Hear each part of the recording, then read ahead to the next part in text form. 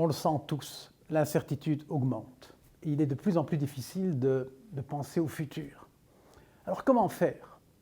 Eh bien, je crois que la toute première chose à faire, c'est de séparer deux types d'incertitudes.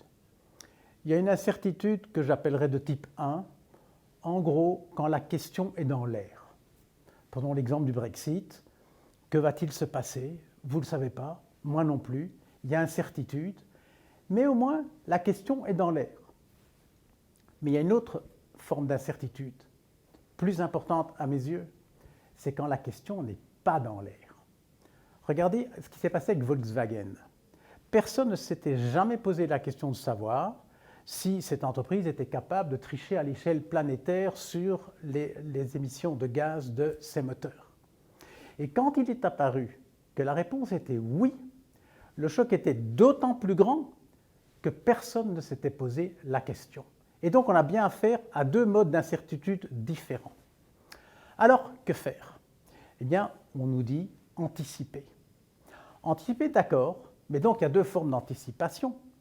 Par rapport au type 1, si je dispose de la question, anticiper c'est quoi? C'est faire des hypothèses. Si le Brexit est dur, je fais ça. Si c'est moins dur, c'est ça. Si les négociations échouent, je fais. On peut penser d'une manière, je dirais, encore relativement organisée. Mais comment penser, comment anticiper l'incertitude type 2, puisqu'on n'a pas la question? Alors, le grand danger, c'est ce proverbe en langue française, dans le doute, abstiens-toi. Non, justement, parce qu'on ne connaît pas ces questions, il faut agir. Et comment agir si on n'a pas la question? On ne peut pas faire de prévision, eh bien on doit se préparer. Et comment fait-on? Eh bien c'est ça la méthode des scénarios. Par rapport au type 1, on a une question, on imagine des réponses. Par rapport au type 2, justement, on imagine des questions. Et elles sont, pour la plupart, sous la forme de « et si ». On prend le problème à l'envers. Alors il se fait qu'en 2013, j'ai publié un livre d'exercice que je faisais avec des participants. Et je leur ai demandé, d'ailleurs c'est dans le livre, je leur ai demandé d'imaginer qu'en 2020, la frontière entre la Belgique et la France était fermée.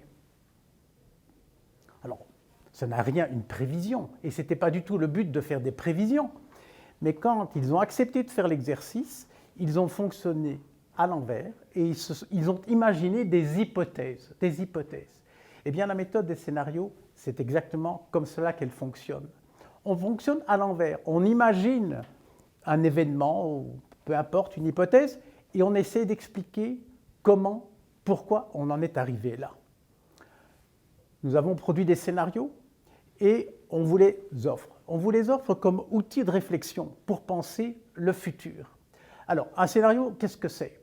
Eh bien, c'est une histoire d'un futur possible, quoique très improbable, mais avec de grandes conséquences. C'est un peu la définition d'un scénario.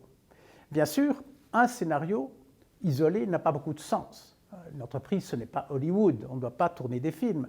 En fait, il faut faire plusieurs scénarios. En général, on en fait 4, qui vont dans différentes dimensions, et chaque fois, on fait le même exercice. Tiens, si ça s'est passé, pourquoi en est-on arrivé là? En fait, la méthode de scénario, c'est un gigantesque exercice de créativité, ce qui me permet bien sûr de conforter ma conviction profonde, c'est que la créativité, ce n'est pas penser autrement, c'est penser plus.